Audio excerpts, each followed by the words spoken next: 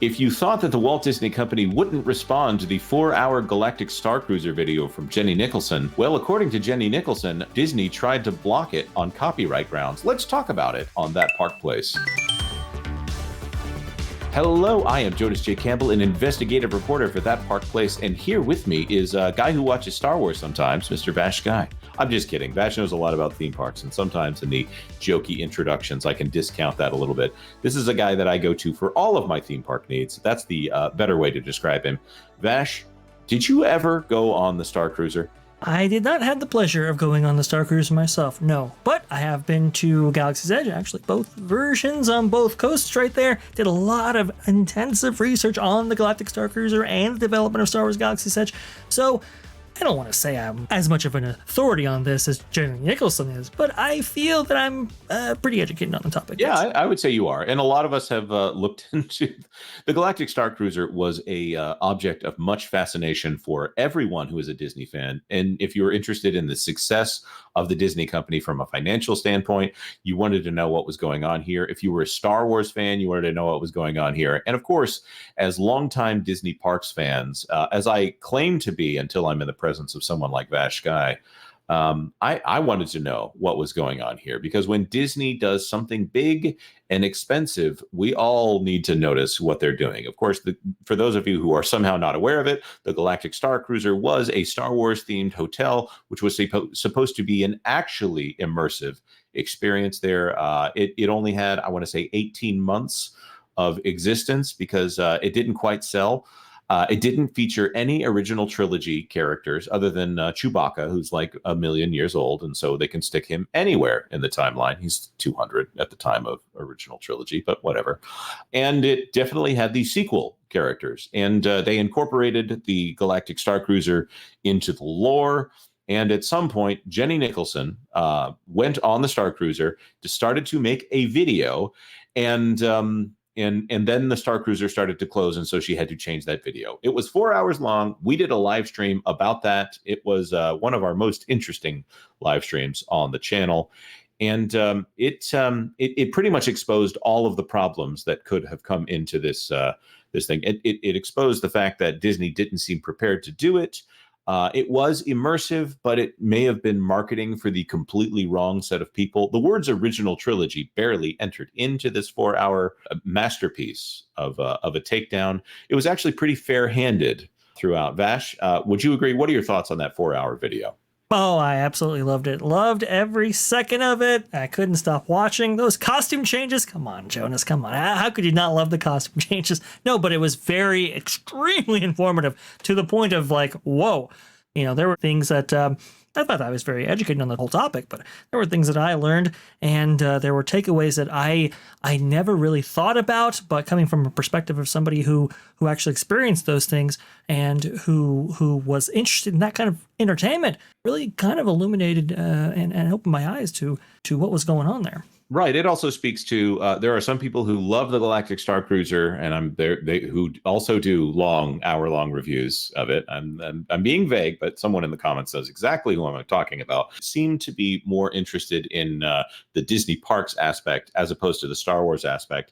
Jenny Nicholson was appealing to the immersion aspect because she's a person who does LARPing. Now, I'm sorry, we've talked long enough before we get to the Disney aspect here, because the whole Galactic Starcruiser situation is fascinating to me. What I want to bring up here is this tweet from Miss Nicholson here. YouTubing is such an impossible job for people who rely on the AdSense every single month, because Disney tried and failed to copyright claim the Star Wars hotel video. I just have no idea how much money it's made or when I'll get it. In my experience, usually 2 to 3 months. I'm hopeful for her sake that it doesn't take 2 to 3 months, and I hope that she is secure in her finances until that point. And just for those of you who might not be aware, the spectacular failure of the Star Wars Hotel, this is it. It was 8.4 million views released a month ago, and again, 4 hours long. So if she stuck ads in that thing, who knows what the AdSense might be, or what the implication for the rest of her channel is if YouTube views it favorably in the algorithm and says, oh, well, they're watching you for 4 hours. Obviously, they're going to be interested in more of your content. One of my favorites of hers is the 3-hour Evermore review. That is a truly unique piece of themed entertainment. Now, here she goes on. I basically just expect it to happen to all my videos at this point, and I have Patreon, so it's no big deal. Patreon being fan support, and I do believe the credits over that video show many Patreon subscribers. I'm not trying to say that she's blessed or anything. I'm just trying to point out her model is from Patreon. I will get it eventually, but I don't know. It's such a rough system for newer or smaller channels. I think that's the truth right there. If you are a small channel and you're trying to do something like this, you better be dedicated to doing it for free until you get the fan support or the AdSense in line. Doing a 4-hour video on the Galactic Starcruiser is impossible for most, especially at the detail that Jenny Nicholson goes for.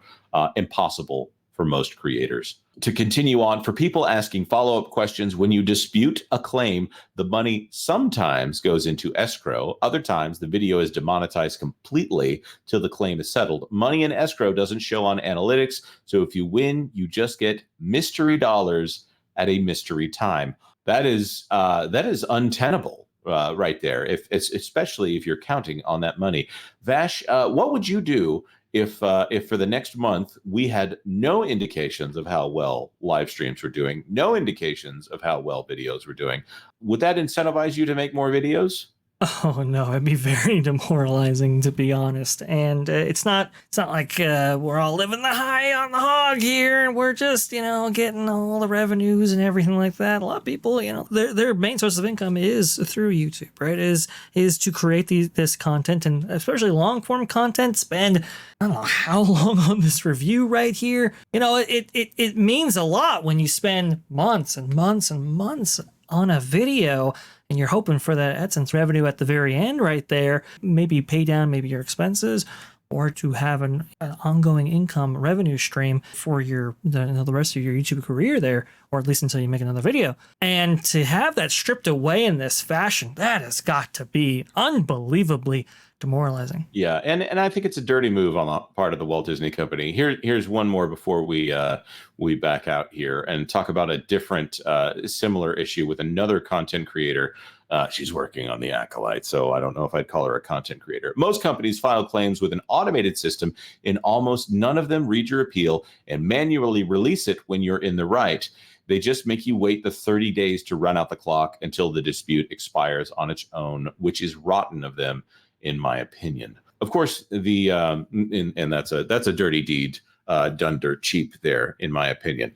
The Walt Disney Company obviously does not want a 4-hour video talking about the amazing failure of the Galactic Starcruiser Hotel. It is not in their favor to do it. I would clearly state, though, that is definitely fair use. It is definitely fair use in doing a theme park review to incorporate clips and to talk about the entire situation. You are reviewing not just the experience itself, but the advertising around the experience. And of course, she did use clips of other people. She cited all the clips she used as well. It goes video by video.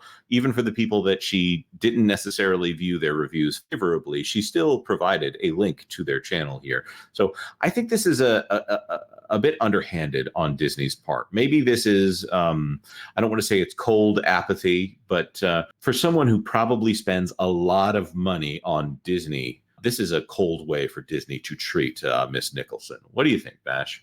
Oh, absolutely. It's unbelievably cold. This is not what you do. This is not how you earn cred. This is why the Walt Disney Company has the reputation that it does right now, because they do, or at least they're known to do stuff like this. And it's really is unfortunate. I think Jay Nicholson should probably took all the measures that you possibly could in order to, keep the video monetized. It's just man, is it sad that it has come to this. Now, this video had a lot of press coverage surrounding it as well. Remember, I think CNN wrote an article on it. I want to say there's a bunch of mainstream articles written about this specific video. So it definitely wound up on Disney's radar, I'm sure. To respond this way, not cool.